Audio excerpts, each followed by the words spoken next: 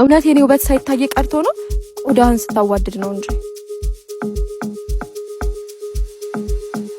ከአሻንጉሊት ጋር የምታወራበት 5 ደቂቃ የለህም? ተመሳሳይ ነገር አልወድም። የሚቀየር ነገር ስለሌለ ጊዜሽን አታጥፊ። ማንንም ብለህ ነው የምታስበው?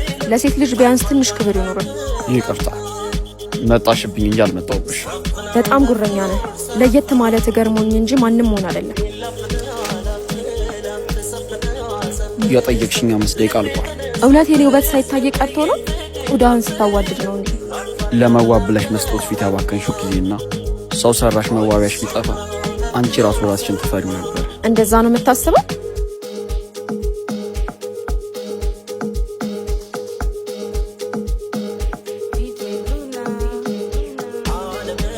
አሁንስ እንዴት ነው? አስፈራለሁ?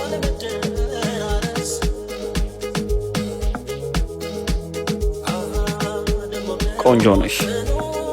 ከዚህኛው ልጅ ጋር መተዋወቅ አፈልግም? እስጢፋኖስ ህይወት አሻንጉሊት ያልከኝን ግን መቼም ቢሆን አልረሳልህም።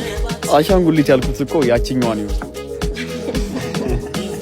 እና በኔ ግብዣ ጎርደን ልጋብዝሻ? ደስ ይለኛል።